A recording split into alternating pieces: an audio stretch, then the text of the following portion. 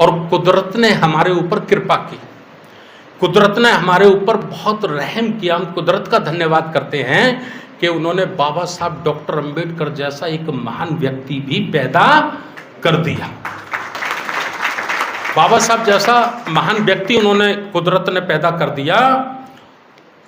तीसरा पैर खड़ा कर दिया, तीसरा पैर खड़ा कर दिया। भारत आजाद हो, लेकिन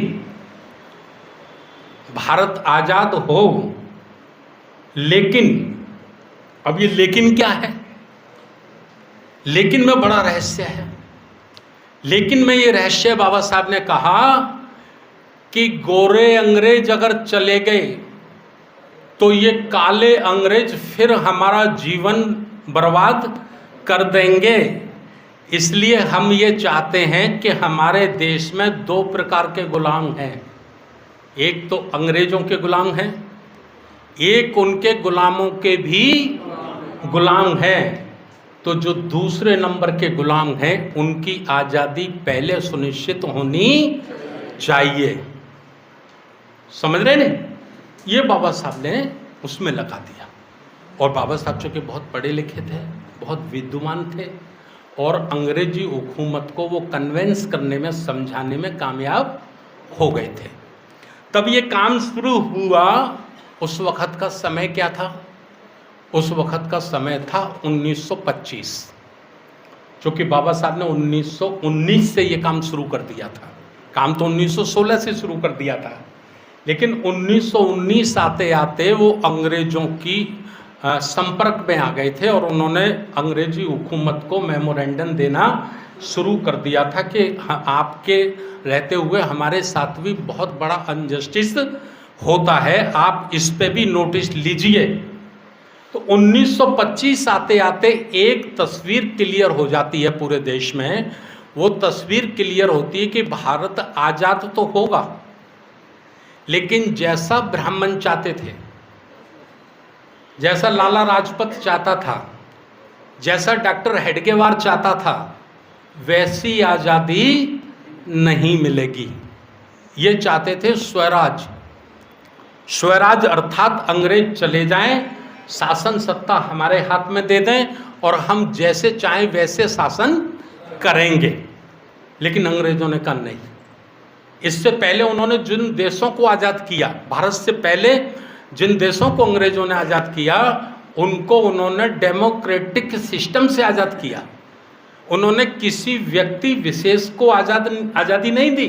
शासन सत्ता किसी व्यक्ति विशेष के हाथ में नहीं दी, उन्होंने प्रजा के हाथ में दी। प्रजा के हाथ में दी, जिसको उन्होंने आज़ाद किया। उन्होंने कहा सबसे पहले अपने संविधान का मसौदा बना के हमें दो कि आपको आज़ाद किया गया तो आप कैसे देश चलाएंगे। जैसे गांधी, नेहरू, पटेल से पूछा गया, उस वक्त यही लीड कर रहे थे।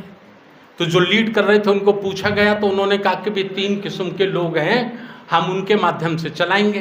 तो उन्होंने कहा 3 किस्म के कौन से लोग हैं बताइए आप।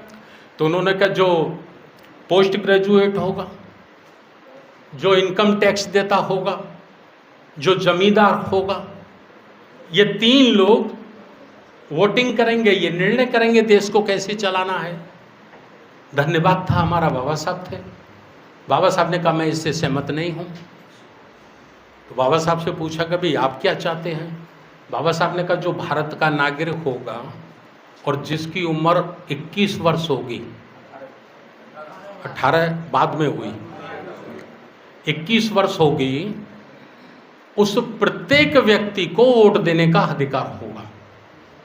भारत में निर्णय लेने की शक्ति, शासन प्रशासन करने की शक्ति प्रत्येक नागरिक में निहित होनी चाहिए। अंग्रेज कन्विंस हो गए। अंग्रेज कर भी ऐसा ही रहे थे। इंग्लैंड वगैरह जो उन्होंने आज़ाद किया था वो भी इसी पैटर्न पे उन्होंने आज़ाद किया था। तो डॉक्टर हेडगेवार को ऐसा लगा कि भाई ये गांधी, नेहरू, पटेल, ये जितने भी नेता हैं ये सब अंबेडकर के प्रभाव में हैं। अंग्रेजी हुकूमत भी अंबेडकर के प्रभाव में है। जैसा हम शासन चाहते थे वैसा शासन, वैसी आज़ादी हमको मिलने वाली नहीं है। तो वो कांग्रेस से अलग हो गया। कांग्रेस से अलग होकर उसने आरएसएस की स्थापना की और इस बीच में बाबा साहब डॉक्टर अंबेडकर को देश आज़ाद हो गया, संविधान लिखने का मौका मिला। जब बाबा साहब डॉक्टर अंबेडकर को संविधान लिखने का मौका मिला तो ये फिर क्रांति की प्रतिक्रांति हुई। यानी पुष्पमित्र शुंग की क्रांति से जो व्यवस्था स्थापित हुई थी, बाबा साहब डॉक्टर अंबेडकर ने दूसरी क्रांति लाकर उस व्यवस्था को समाप्त कर दिया। संविधान की धारा 13 में, संविधान के अनुच्छेद 13 में स्पष्ट रूप से लिख दिया कि प्राचीन काल की जितनी भी मान्यता हैं वो सारी की सारी शून्य घोषित की जाती हैं। और संविधान के अनुच्छेद 17 में उन्होंने ये स्पष्ट कर दिया कि प्रत्येक भारत का नागरिक समान रूप से बराबर का अधिकारी होगा। समझ रहे कि नहीं? तो ये प्रतिक्रांति की यानी शुंग मित्र की जो क्रांति हुई थी, उस क्रांति से जो उन्होंने ब्राह्मणवादी व्यवस्था को स्थापित किया था, 26 जनवरी 1950 से बाबा साहब डॉक्टर अंबेडकर ने उस व्यवस्था को समाप्त कर दिया। और संविधान की प्रस्तावना में ही बुद्ध का धम्म बुद्ध की शिक्षाएं, कबीर का धम्म कबीर की शिक्षाएं, संत रविदास की शिक्षाएं, फूले की, साहू की, जो हमारे 100 से अधिक महापुरुष से गुरु संत हुए, उनकी जो विचारधारा थी, वो सारी की सारी विचारधारा संविधान में समावेश बाबा साहब ने कर दी। उसको कानूनी रूप मिल गया। मिल गया कि नहीं मिल गया? मिल गया ना। आज वह खतरे में है, ये मेरा आपसे निवेदन है। बाबा साहब डॉक्टर अंबेडकर ने पुष्पमित्र शुंग की क्रांति को जो समाप्त किया, तहस नहस किया महापुरुषों के आंदोलन की विचारधारा के माध्यम से, वो आज खतरे में है कि नहीं है, ये मैं जानना चाहता हूँ।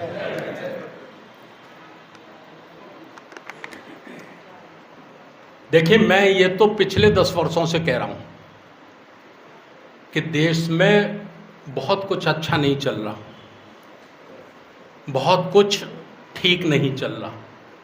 लेकिन भाई जो अन्न खाता होगा, अगर कोई व्यक्ति अन्न खाता है, घास खाता है तो मैं नहीं कह सकता, यदि कोई व्यक्ति अन्न खाता है और उसकी बुद्धि का अगर 1% भी ट्रांसमीटर काम करता है, 1% भी, तो 28 मई 2023 को जो नई संसद में हुआ है, मुझे लगता है उससे कम बिजली का तार जल जाना चाहिए। जल जाना चाहिए कि नहीं जल जाना चाहिए? संगोल राजदंड की स्थापना इस बात का प्रतीक ही नहीं बल्कि प्रमाण है कि इस संविधान को उन्होंने मानने से इनकार कर दिया है और मनुस्मृति जैसा शासन लाने का उन्होंने खूंटा गाड़ दिया है। अगर ये बात आज भी समझ में नहीं आती तो मैं उसको इंसान मानने के लिए तैयार नहीं हूँ। कम से कम अम्बेडकरवादियों में तो मानने के लिए तैयार मैं नहीं हूँ, चाहे वो IAS हो, IPS हो, करोड़पति हो, अरबपति हो, चाहे जितना पढ़ा लिखा हो। ये कम से कम बुद्धि वाले के भी दरवाजे खुल जाने चाहिए। तो ये साथियों मैंने आप लोगों को बताया है। इसके लिए मैं अब अपनी जो बात शुरू करने जा रहा हूँ, उपासक साहब मैं ज़्यादा नहीं बोल पाऊँगा, मेरे लिए प्रॉब्लम हो जाएगी, है ना। संक्षिप्त में कर देता हूँ। 3 बजे अभी आपके 2:45। अब हमको ये अध्ययन करना है, हम बुद्धिजीवी लोग सारे बैठे हैं, खुशी की बात है कि सारे लोग बुद्धिजीवी हैं। और समाज तो एक भेड़ बकरी होता है, उसका जो रखवाला होता है ना, वो जिधर ले जाता है समाज उधर ही चला जाता है। समझ रहे ना? पूरा समाज 100% कभी गाइड नहीं करता। लाखों करोड़ों में हजारों में जाके 1-2 व्यक्ति निकलता है जो समाज को गाइड करता है या समाज को लीड करता है। बात समझ रहे कि नहीं? दिल्ली की आबादी लगभग 2 करोड़ या 2.5 करोड़ है, 2.5 करोड़ या 2 करोड़ होगी। मैं समझता हूँ 2 करोड़ लोगों को जो लीड करना है, गाइड करना है, जिन्हें नेतृत्व देना है, वो बाबा साहब डॉक्टर अंबेडकर के अनुयायी ही दे सकते हैं, दूसरे लोग नहीं दे सकते, चूँकि अभी उनमें वो क्वालिटी डेवलप नहीं हुई है। कौन सी क्वालिटी?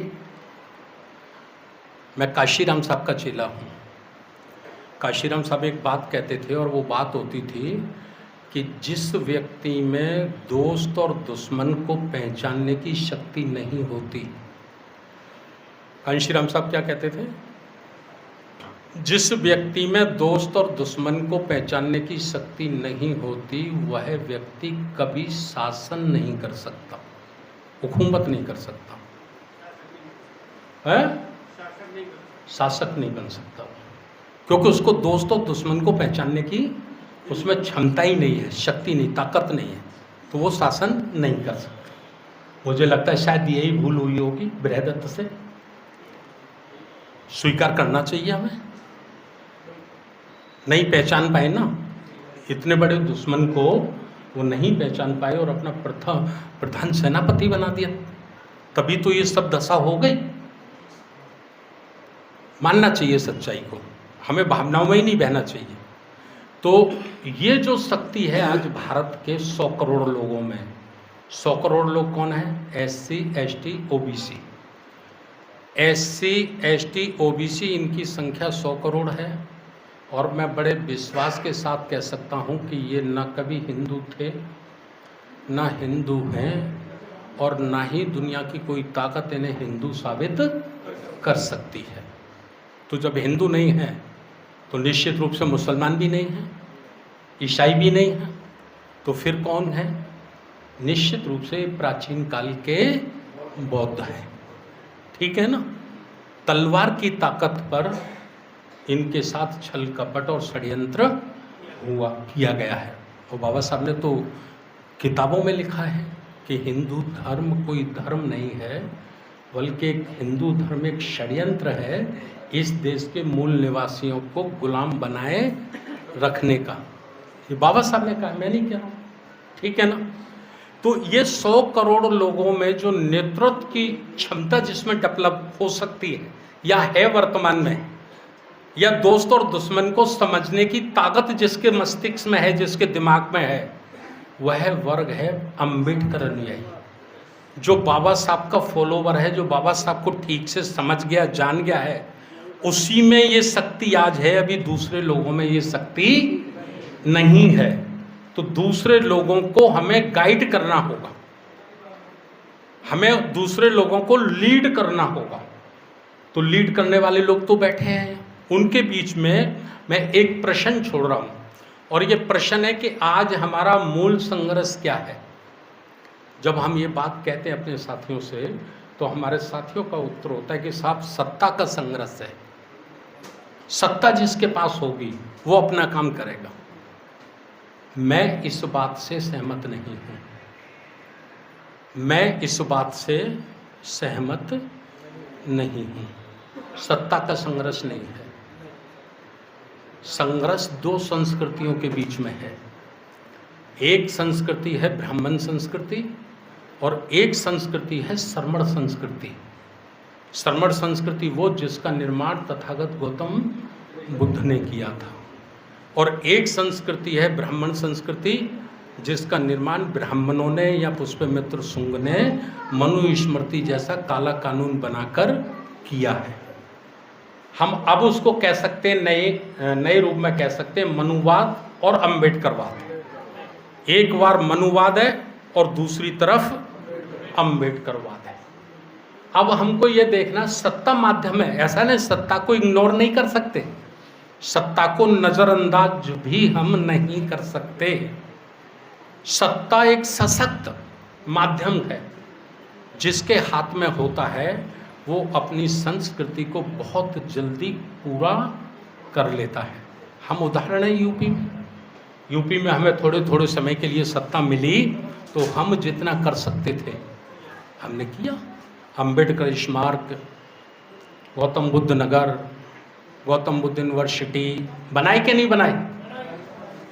अनेक जिले बनाए कि नहीं बनाए है ना। लेकिन सत्ता माध्यम था, सत्ता मकसद नहीं था। और जिस दिन से हमने सत्ता मकसद कर लिया, उस दिन से हम कमजोर होना शुरू हो गए। ये कड़वा सच भी हमको स्वीकार करना ही चाहिए। गलत कह रहा हूं मैं? तो अब इस वक्त हम जो खड़े हैं, इस वक्त हम इस दौर में खड़े हैं कि जो ब्राह्मण संस्कृति है उसको लीड कौन कर रहा है? बुद्ध का धम्म भारत में कामयाब होता नहीं है या कामयाब होने नहीं दिया जाता है? दो प्रश्न खड़े होते हैं, होता नहीं है या होने नहीं दिया जाता है। तो मैं इस नतीजे पर पहुंचा हूं कि होने नहीं दिया जाता है।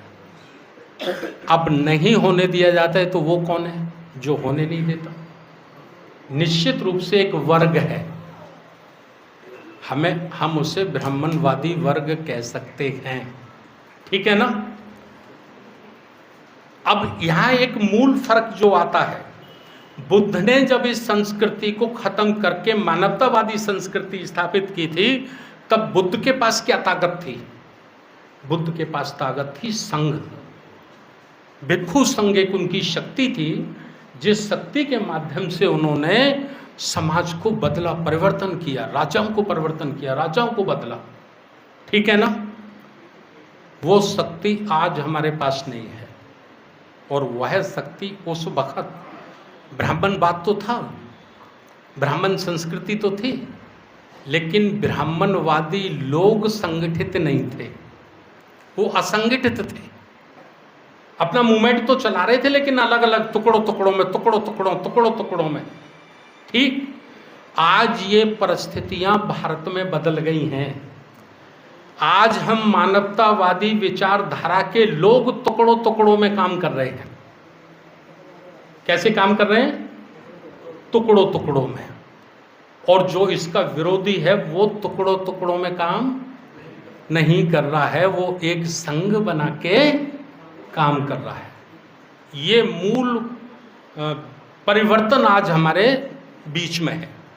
तो इस पर निश्चित रूप से जब हम बात करेंगे तो इस नतीजे पर पहुंचेंगे कि भाई उस वर्ग, अब वो वर्ग नहीं अकेला, उसका एक संघ है, और उस संघ का नाम है राष्ट्रीय स्वयंसेवक संघ।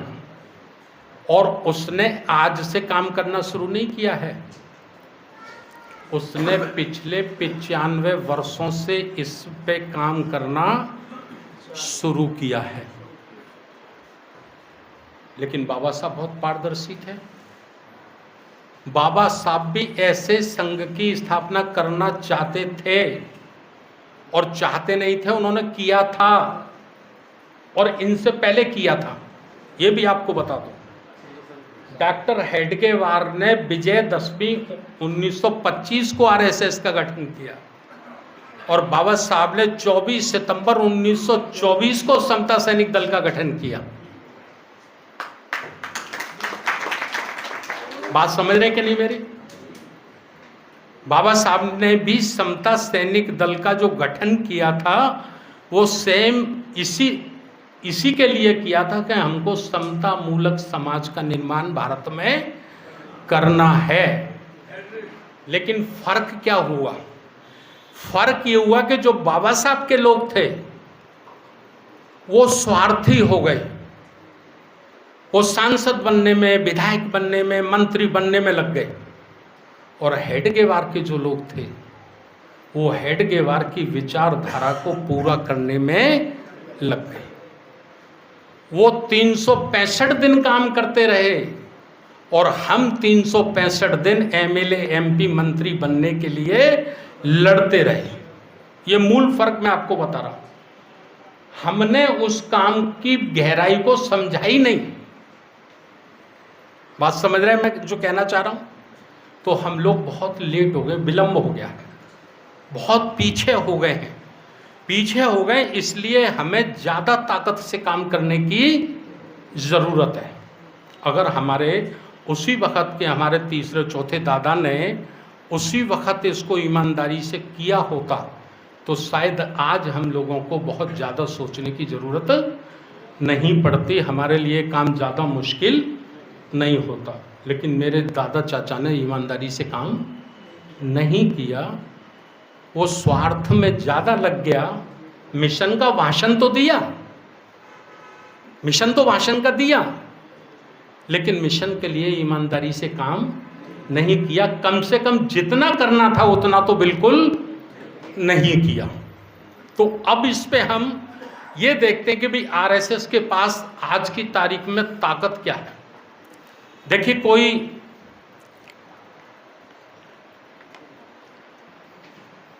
दो देश के बीच में अगर युद्ध होना है तो दोनों देश के सेनापतियों की क्या जिम्मेवारी है?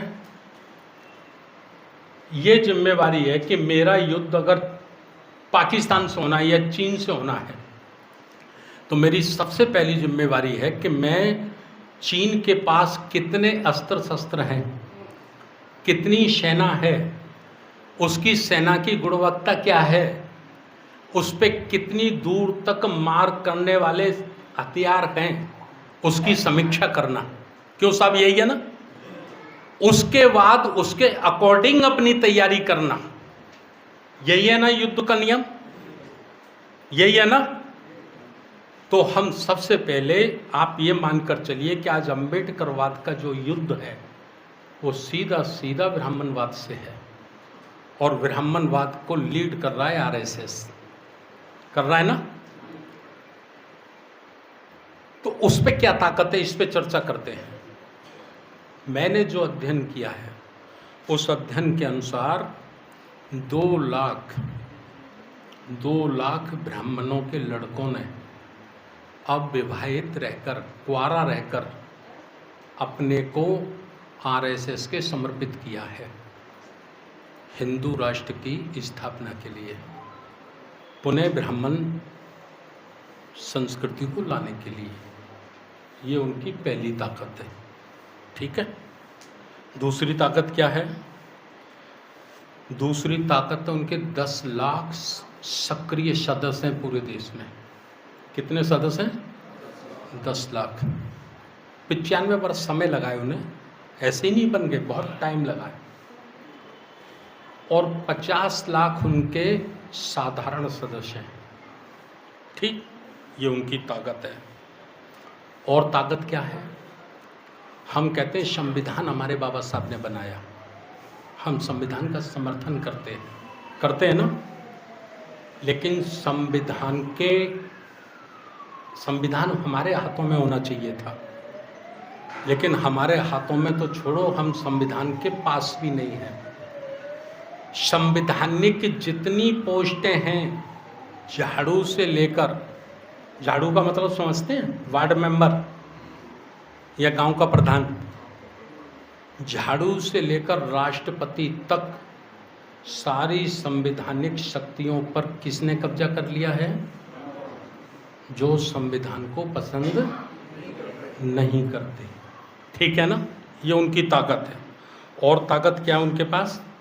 100% इस देश का media, electronic media, print media, 100% रातों दिन उनकी संस्कृति की, उनकी विचारधारा का प्रचार प्रसार करता है ना। और इससे आगे उनके पास क्या ताकत है? इस देश का उद्योगपति अडानी, अंबानी, जिनके पास भारत की धन संपदा का 90% भाग है, पूरे देश की धन संपदा का 90% भाग 20 बनियों के पास है पूरे देश का। वो लोग अपनी इनकम का 10% हिस्सा आरएसएस को डोनेट करते हैं, दान देते हैं। काय के लिए दान देते हैं? कि ये जो SC ST OBC के लोग हैं, इनको अंधविश्वास की अफीम के नशे में इतना डुबो के रखो कि इनको कहीं होश ना आ जाए। जिस दिन इनको होश आ गया उस दिन हम कहीं के रहने वाले नहीं हैं। उसके लिए हजारों कथाएं पूरे देश में चल रही हैं। हम तो इतना छोटा सा प्रोग्राम करते हैं 150-200 लोगों का, तो महीने भर पहले अगर शुरू करते हैं तो 25 दिन तो चंदा करने में लग जाता है। 5 दिन ही बचते हैं तैयारी करने के लिए, और वो लोग, उनका एक कथावाचक 25-30 लाख लेता है, एक कथावाचक। और कैसे देते हैं वो मालूम है?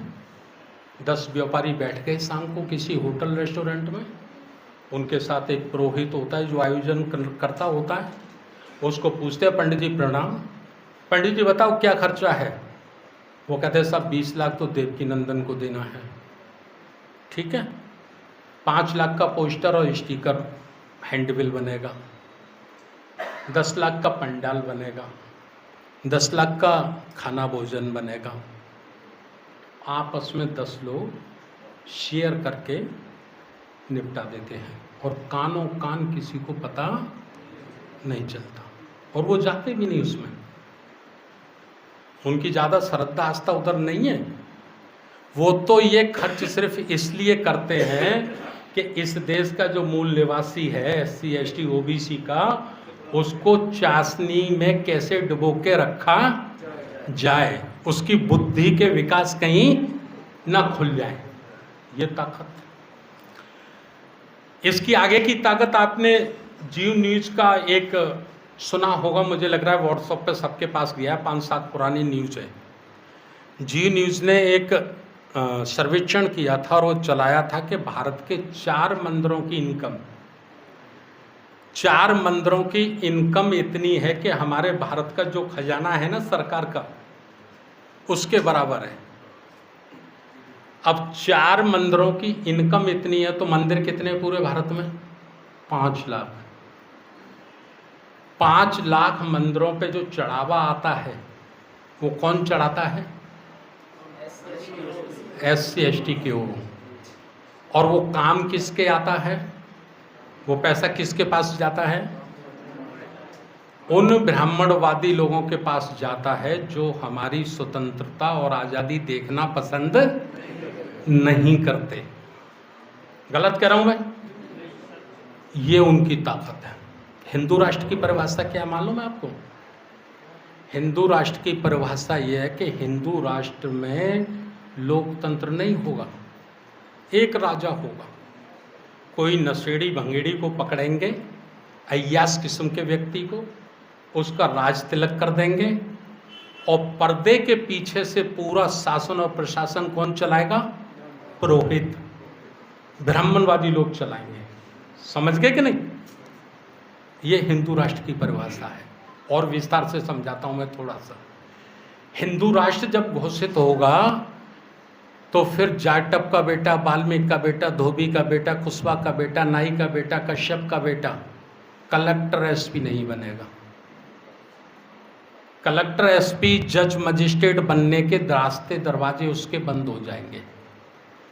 वो वर्णा धर्म के आधार पे शासन होगा। वर्णा धर्म का मतलब यह है कि जो जिस वर्ण में जन्मा है उसको उसी ही वर्ण के अनुसार अपना काम करना है। ये हिंदू धर्म की परिभाषा है। गलत कह रहा हूं मैं? इसलिए बाबा साहब ने कहा, क्या कहा? अपना सब कुछ मिटाकर, बर्बाद करके, खत्म करके, अपना सब कुछ मिटाकर भी कभी इस देश को हिंदू राष्ट्र मत बनने देना। यही कहा ना बाबा साहब ने? तो आज ये बातें मैंने आप लोगों के बीच में रखी है। और उनकी जो सबसे बड़ी और ताकत है RSS की, वो ताकत है, वो वर्ष के 365 दिन काम करता है। कितने दिन?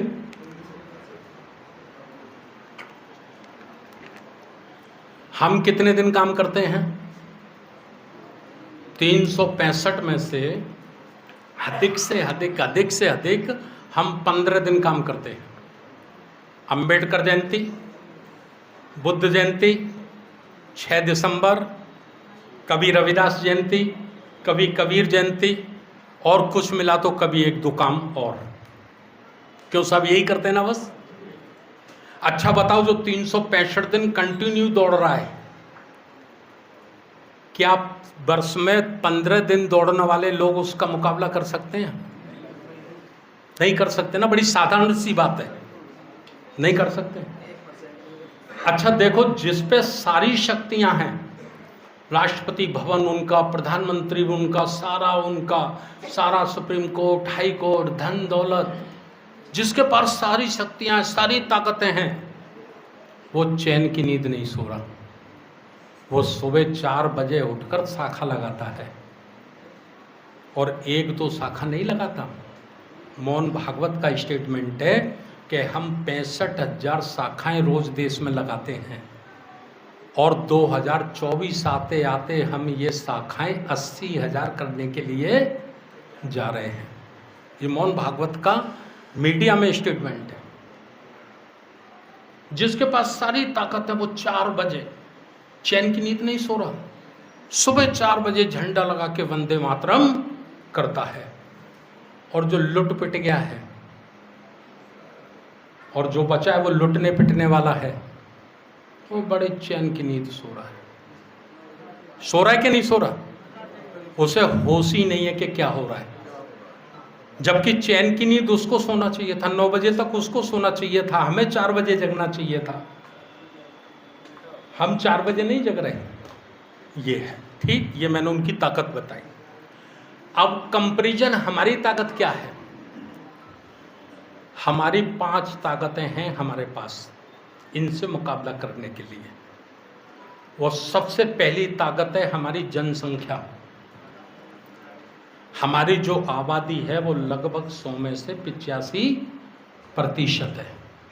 जनसंख्या हमारी सबसे पहली बड़ी ताकत है, बड़ी शक्ति है। दूसरी ताकत है लोकतंत्र, क्योंकि लोकतंत्र का जो उसूल नियम है वो ये है कि जिसकी ज़्यादा संख्या होगी वही रूल करेगा, वही हुकूमत करेगा, वही कानून बनाएगा। ठीक। तीसरी हमारी ताकत है संविधान। संविधान हमारी ताकत है, क्योंकि ये हमको स्वतंत्रता देता है। मैं जो बोल पा रहा हूं आज, या आप जो सुन पा रहे हो, ये शक्ति, ताकत किसने दी है? संविधान ने दी है ना। वरना मुझे कोई बोलने देता इधर? 4 पुलिस वाले आते और हाथ पैर तोड़ के पूरा भाषण मुझे पढ़ा देते, है ना। संविधान, 3 ताकत। चौथी ताकत क्या है हमारी? चौथी ताकत है हमारी सरकारी कर्मचारी अधिकारी। SC, ST, OBC की संख्या लगभग 2 करोड़ भारत में सरकारी कर्मचारियों की आज भी है। ये हमारी ताकत है। 5वीं ताकत है हमारा संपन्न वर्ग। संपन्न वर्ग जो सरकारी नौकरियों में नहीं है, कुछ कारोबार उद्योग चलाता है, अडानी अंबानी नहीं है, रतन टाटा नहीं है, लेकिन फिर भी थोड़ा थोड़ा है। ये हमारे पास 5 ताकतें हैं। अब ये 5 ताकतों में इनकी नस्ल क्या है? नस्ल देखना है, पहचान करनी नस्ल की। तो जब हम इसकी नस्ल की पहचान करते हैं तो हमें ये होश ही नहीं है कि हमारी संख्या 85 है। हमने अपनी संख्या को अपनी जाति में समेट के लग दिया है। मैं हईरवार हूं तो मैंने हईरवार संगठन बना लिया राष्ट्रीय लेवल का। कोई शौनकर है तो उसने शौनकर ने राष्ट्रीय लेवल का बना लिया। कोई जाटव है तो जाटव ने राष्ट्रीय लेवल का बना लिया। कोई साख्य तो साख्य ने बना लिया, यादव है तो यादव बना लिया। हम अपनी जाति को ही राष्ट्र समझते हैं, और राष्ट्र नहीं बल्कि राष्ट्र से ऊपर समझते हैं। ये हमारी नासमझी है। ये हमारी संख्या होने के बाद भी हमारी कमजोरी का कारण है, पहला कारण। दूसरा कारण, संविधान को हमने भाषणों में बोला है, संविधान को समझा नहीं है, पढ़ा नहीं है। और जो संविधान के विरोधी हैं उनको संविधान का एक एक शब्द कंठस्थ है। जो संविधान को पसंद नहीं करते उन्हें संविधान खोलने की जरूरत नहीं है, वो एक एक अनुच्छेद का एक एक विच्छेद करके बता देंगे। समझ रहे ना। तीसरा सरकारी कर्मचारी अधिकारी। 10-20 हजार में जाके कोई एक दो को ये चेतना है कि भाई मुझे समाज के लिए कुछ करना चाहिए। 10-20 हजार में जाके एक, समझ रहे कि नहीं? उनको, जिनको ये चेतना है, उससे ये चर्चा हो रही है। बाकी तो ये 3 ग्रेड में है, A grade, B grade, C grade और डी ग्रेड। ए ग्रेड का जो है ISIPS, वो तो आपको अपने दरवाजे में नहीं घुसने देता। उसने अपना अलग निर्माण कर लिया, अपना अलग समाज बना लिया, समझ रहे? वी ग्रेड का भी यही हाल है,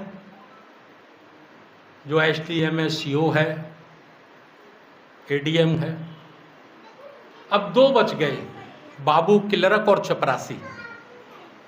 ये जो बाबू, किलरक, चपरासी हैं, सी ग्रेड और डी ग्रेड, ये बेचारे जरूर अपनी जेब में से 1000-2000 निकाल के देते हैं कि भैया कुछ करो यार, संविधान खतरे में है, लोकतंत्र खतरे में है। गलत कह रहा हूं मैं? ये बेचारे जब भी कुछ ये भी सब लोग नहीं करते। अगर आपकी दिल्ली में 50,000 लोग रहते होंगे, 50,000 सरकारी नौकरियों में पूरी दिल्ली में होंगे, तो उनमें से 500 लोग होंगे जो अपनी जेब से निकालते होंगे, 49,500 नहीं निकालते होंगे। मैं ये दावा कर रहा हूं। अगर ये सी और डी ग्रेड के लोग भी कमर कस लें कि हमको हमारे महापुरुषों के आंदोलन को रुकने नहीं देना है, तो भी ये नंगे भूखे लोग बड़ी क्रांति खड़ी कर देंगे। ये मेरा अनुभव है। मेरे पास ऐसे लोग हैं पूरे देश में, वो कहते हैं साहब हमारे घर का जिम्मा ले लो आप, मेरे घर में राशन आ जाए, पानी आ जाए, तेल साग सब्जी आ जाए, मेरे बच्चों की फीस चली जाए, मेरे बच्चों के कपड़ा और ड्रेस आ जाए, मैं घर लौट कर नहीं आऊँगा भारती साहब, जहाँ आप लगाओगे मैं वहीं लग जाऊँगा। मेरे पास ऐसे 100, 200, 500 लोग हैं। लेकिन मैं तो अपनी गाड़ी में तेल के लिए तरसता हूँ कि मेरी गाड़ी का तेल कहाँ से पड़ेगा, मेरी गाड़ी का इंश्योरेंस कहाँ से आएगा, टायर कहाँ से आएंगे, गियर बॉक्स खराब हो गया है, 22,000 का बता दिया है, कहाँ से पड़ेगा। मैं तो अपने को चलाने में परेशान रहता हूँ। तो जब खुद को चलाने में परेशान रहता हूँ, तो जो चलना चाहते हैं उनको कैसे चलाया जाए? चलाया जा सकता है। अगर ये सी ग्रेड और डी ग्रेड के ही लोग 500 रुपये महीने कंटिन्यू 500 रुपये महीने के हम RVM को देंगे, गौरी प्रसाद उपासक को देंगे, डॉक्टर राजेंद्र जाटव को देंगे, ये विचारधारा एक एक घर जानी चाहिए, पंचशील का झंडा एक एक घर पे लगना चाहिए, अंबेडकर की विचारधारा का झंडा एक एक घर पे लगना चाहिए। तो मैं आपको कह रहा हूँ 500 रुपये से भी, 1000 रुपये से भी हम एक बड़ी क्रांति को जन्म दे सकते हैं। यही तो 18 मार्च 1956 को बाबा साहब ने कहा था। क्या कहा था? मुझे मेरे समाज के पढ़े लिखे लोगों ने धोखा दिया। मैं सोचता था ये जिस समाज से निकले हैं, शायद सरकारी नौकरियों पे जाकर ये उनके लिए कुछ करेंगे, लेकिन ये तो अपना पेट पालने में लग गए। इनको तो समाज की बिल्कुल चिंता नहीं है। और चिंता क्यों नहीं? उन्होंने ये मान लिया है कि ये जो नौकरी हमको मिली है, ये हमारी योग्यता से मिली है। हमने IAS का कंपटीशन पास किया तभी तो हम कलेक्टर बने, हमने डिप्टी SP का कंपटीशन पास किया तभी तो हम CO डिप्टी SP बने। ये गलत फहमी उनके दिमाग में बैठ गई है। उनको ये नहीं पता कि ये कंपटीशन तो आपके चौथे दादा भी पास कर सकते थे, ये कंपटीशन तो आपके तीसरे दादा भी पास कर सकते थे।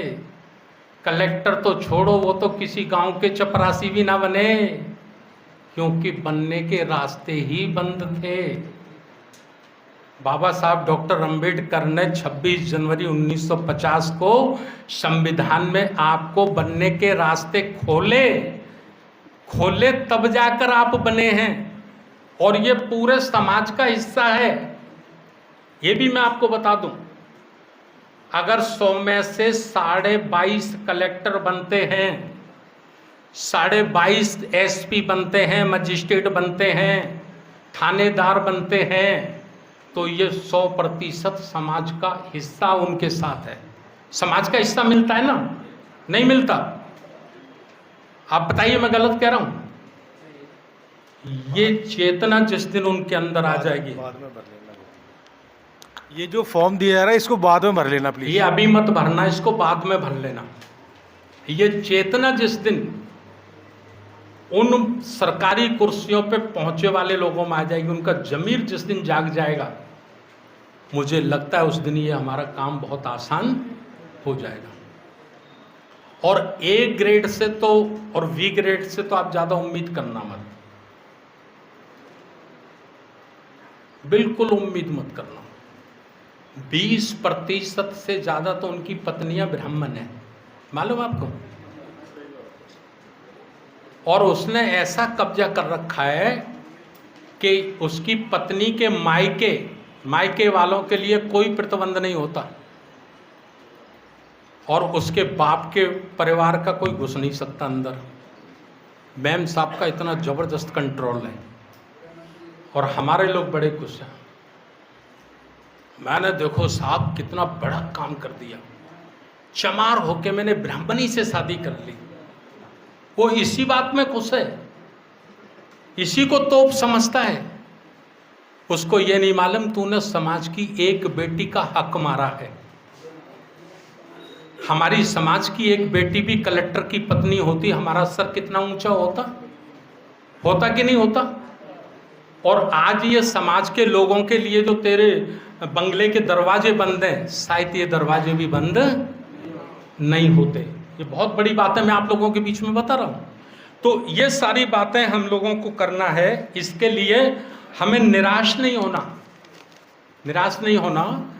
अगर हम जन आंदोलन खड़ा करेंगे, और ये चर्चा जो मैं कर रहा हूँ, ये चर्चा किसी माध्यम से वो एसपी, डीएम, कलेक्टर, मजिस्ट्रेट तक पहुँचेगी, तो आज नहीं तो कल उसका हृदय परिवर्तन जरूर होगा। खून जगता है, लेकिन उसको बार बार ललकारना पड़ता है। जब उसको ललकारोगे तो एक दिन वो जरूर कहेगा कि यार ये कम पढ़ा लिखा आदमी है, लेकिन ये मेरी तरफ उंगली करके बात करता है, इसका सीना बड़ा चौड़ा है, क्योंकि ये सत्य बोलता है। जो मुझे करना चाहिए था मैंने नहीं किया है। गलत कर रहा हूं मैं? बहुत सारे लोग एक बात कहते हैं कि साहब बाबा साहब ने कहा था, क्या कहा था बाबा साहब ने? शेरनी शिक्षा वो शेरनी का दूध है जो पिएगा वही दहाड़ेगा। ऐसा बाबा साहब ने क्यों कहा? ऐसा इसलिए बाबा साहब ने किया कि ये बाबा साहब ने अपने जीवन में किया था। बाबा साहब ने क्या किया था?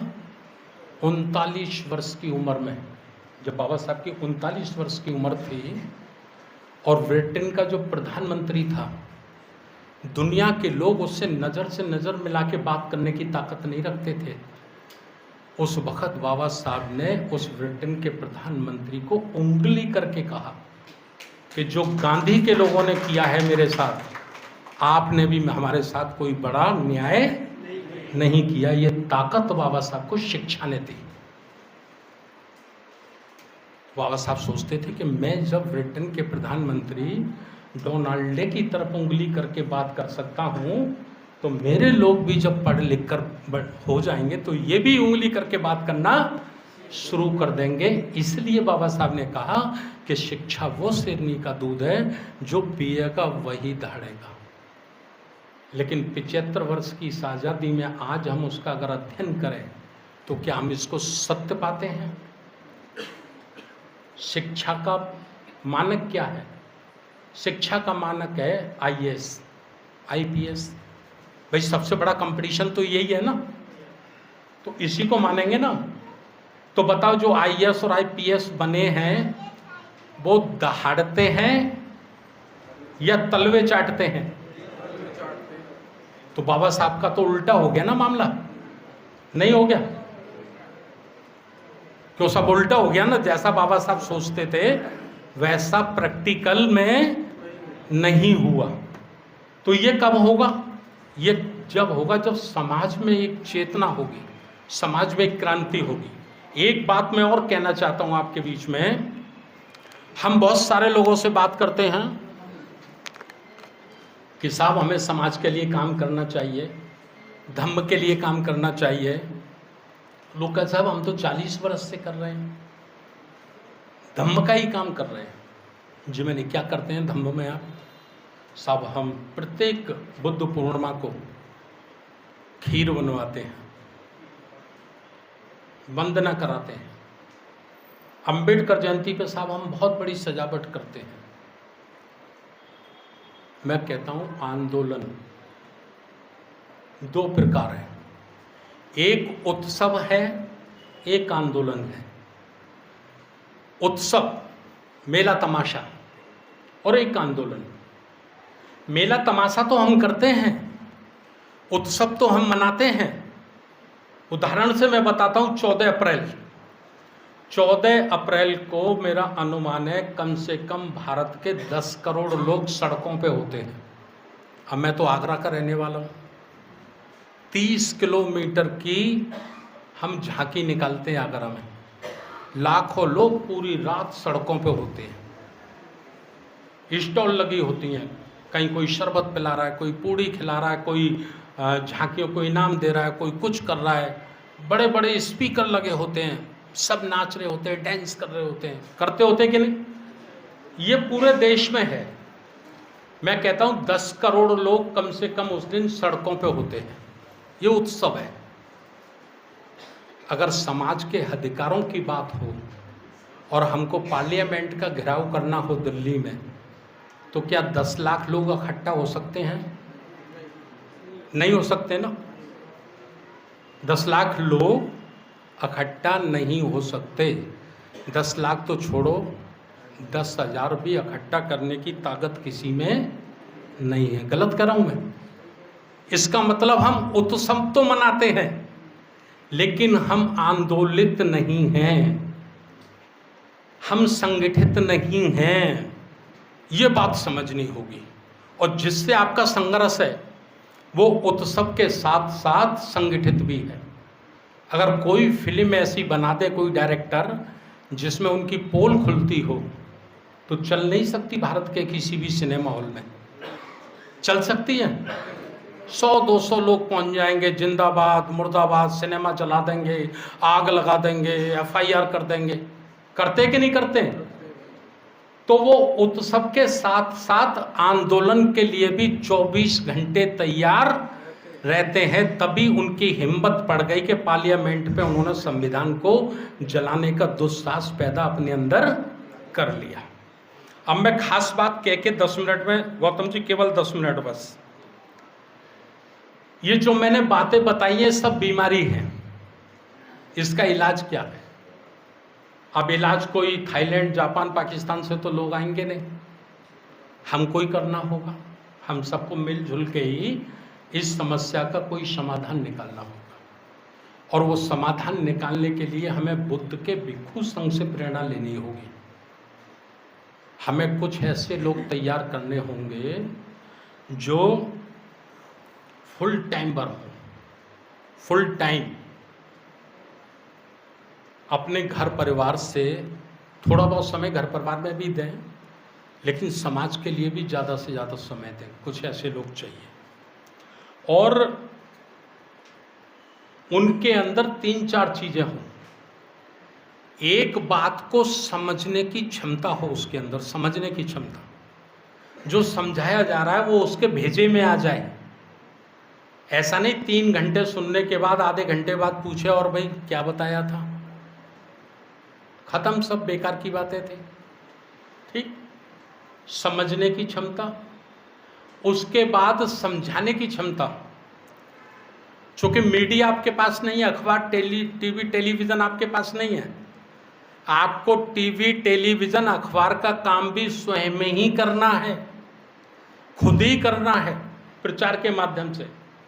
तो उसमें समझाने की क्षमता और त्याग। देखिए, बिना त्याग के कोई परिवर्तन आप नहीं ला सकते। त्याग की बहुत ज़्यादा ज़रूरत है, और त्याग के साथ साथ पवित्रता। आप त्याग कर दीजिए, अगर आपके जीवन में आपके साथ पवित्रता नहीं है तो आपके त्याग को समाज स्वीकार नहीं करेगा, अर्थात आपसे प्रभावित नहीं होगा। आपसे तभी प्रभावित होगा जब आप उसके साथ अपने जीवन का पवित्र चरित्र उस समाज के सामने पेश करेंगे। ये आपको करना है, और इसके साथ साथ निरंतरता, नैतिकता, पवित्रता और निरंतरता। निरंतरता अर्थात आप त्याग कर दो, पवित्रता भी साबित कर दो, लेकिन आप निरंतर काम नहीं करेंगे। आप 6 महीने में एक दिन नैतिकता भी साबित कर देंगे, त्याग भी साबित कर देंगे, 6 महीने आप घर में सो जाएंगे जाके। तो आप जितना बो के आए थे वो उतना किसी ने उजाड़ दिया, वो बचेगा ही नहीं। तो निरंतरता उसके लिए रखनी है। उसके साथ साधन जुटाने की क्षमता, मोटरसाइकिल, कार, नहीं है तो बस, ट्रेन का किराया आपके पास नहीं है तो आप कैसे जुटा सकते हो, ये भी अपनी बुद्धि का आपको इस्तेमाल करना होगा। और इस सबसे ज़्यादा मजबूत जो आपको चाहिए वो चाहिए अनुशासन। अनुशासन, अनुशासन का मतलब होता है खुद के ऊपर हुकूमत, दुनिया के ऊपर हुकूमत नहीं, खुद के ऊपर हुकूमत। अनुशासन में जैसे मैं उदाहरण से बता दूं कि यदि आपको 10 बजे निमंत्रण दिया गया है, कार्ड पे 10 बजे का टाइम लिखा है, कितने का लिखा था गौतम जी? 10 बजे का, और आप आ रहे 1 बजे, 12 बजे, 11 बजे, तो आप सब कुछ हैं, आप त्यागी भी हैं, आप पढ़े लिखे भी हैं, आप योग्य भी हैं, लेकिन आप अनुशासित नहीं हैं।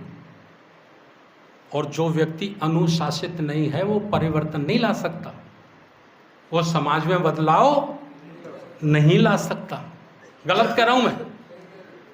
अनुशासन का होना, जिनसे आपका मुकाबला है, अगर उनकी क्लास सुबह 5 बजे लगती है ना, तो 4:30 बजे वो अपनी आमद दर्ज करा देते हैं अपने सीनियर को।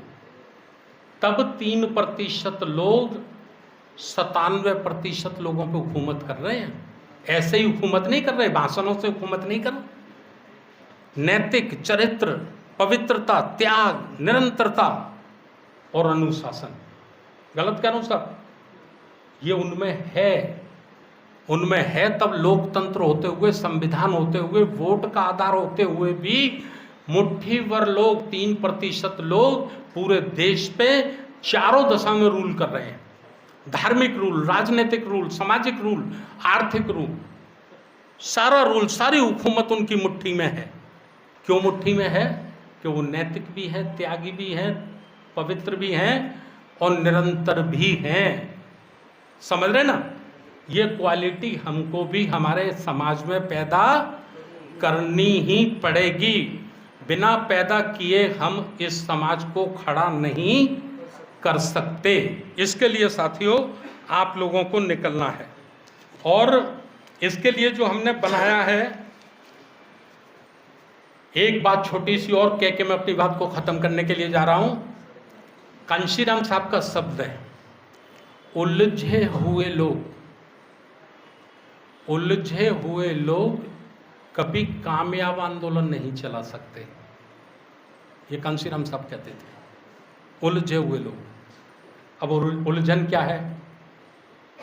उलझन है साहब, मेरा एक दोस्त है, क्लास फेलो था, उसकी शादी की सालगिरह है। अरे यार बहुत पुराना मेरा दोस्त है, शादी की सालगिरह है। ये उलझन है। मेरे नाती का जन्मदिन है, ये उलझन है। मेरा फलाना काम है, ये उलझन है। मैं जब गुजरात में था प्रभारी, तो हमारे यहाँ एक रिटायर्ड डीएसपी आए साहब, क्या गजब का भाषण दिया उन्होंने, मैं बहुत प्रभावित हुआ उनसे। ऐसे लगा दूसरा कांशीराम। दूसरे दिन हमने उनके यहाँ गाड़ी रोक दी, जाके चाय पी। मैंने कहा साहब हम कल आपके भाषण से बहुत प्रभावित हुए हैं। बोले ठीक है साहब। मैंने हम आपकी मदद चाहते हैं। बोले क्या? मैंने आप काम करो। बोले क्या काम करना है? मैंने कि आप मीटिंग लगाया करो, आप लोगों को जो कल बोले थे वही समझाया करो, बस वही बातें समाज को समझानी है। बोले साहब मेरी सुन तो लो पहले। मैंने यहाँ बताओ कि मेरी बेटी MBBS डॉक्टर और एक बेटा है ऑस्ट्रेलिया में और मेरी पत्नी है नहीं। ठीक है साहब। बोला ये मेरी बेटी की एक बेटी है 6 साल की, इसे सुबह स्कूल छोड़ने जाता हूँ। अच्छा। दोपहर को 1:30 बजे लेने जाता हूँ। ठीक। और क्या करते हैं साहब? शाम को सब्जी वब्जी लाना मेरी ही जिम्मेदारी है। अच्छा साहब। और क्या करते? और बोल सुबह 5 बजे जाता हूँ, वॉकिंग हो जाती, दूध ले आता हूँ। तब तक हमारी चाय खत्म हो गई। चाय पी रहे थे। भाई साहब कल तो आपका ऐसा भाषण था कि मेरे लायक कोई काम बताओ। बेटा ऑस्ट्रेलिया में है, बेटी MBBS डॉक्टर है, 50,000 पेंशन मिलती है, 5-7 लाख रुपया किरायों का आता है, और एक लड़की के चक्कर में उस व्यक्ति ने अपनी लाइफ को एक घेरे में बांध दिया है। ये मैंने एक व्यक्ति की कहानी सुनाई है केवल, ये हजारों लोगों पे लागू है। हजारों लोगों पे जो संपन्न हो गए हैं, आर्थिक परेशानी उनके सामने नहीं है, बेटी बेटा सेटल हो गए हैं, अच्छी मोटी इनकम है, वो 10-20 हजार रुपए अपने ऊपर खर्च कर सकते हैं किराए भाड़े पर, लेकिन इस काम के लिए वो तैयार नहीं है। समझे गलत कह रहा हूं मैं? अधिकांश लोग, कोई किसी कंपनी में एडवाइजर हो गए रिटायरमेंट होने के बाद, कोई IPS रहा है तो वो रिलायंस का लीगल एडवाइजर बन गया है। हमारे एक SP सिटी रहे थे, रिटायर हो गए। मैं मेरठ में उनसे मिला, मैंने कहा साहब हमारी हेल्प करिए। बोले मैं तो रिलायंस में लीगल एडवाइज़र हूँ। मैंने क्या काम करना होता है? कुछ नहीं, 70,000 तनख्वाह मिलती है और जहाँ कंपनी का ऑर्डर मिलता है फ्लाइट से टिकट मिलती है, 5 स्टार होटल मिलता है। समझ रहे हैं आप? हमारा जो नुकसान हो रहा है ना, वो इसलिए हो रहा है कि जो हमारा प्रबुद्ध वर्ग है, जो संपन्न वर्ग है, वो स्वार्थी हो गया है। उसके अंदर त्याग की भावना नहीं है। और इसको हम अपने एक शब्दों में कहते हैं, वो शब्दों में कहते हैं कि जो समाज अपने राष्ट्र की रक्षा नहीं कर सकता, क्योंकि ये जो हिंदू राष्ट्र की बात हो रही है, ये राष्ट्र पे बहुत बड़ा खतरा है।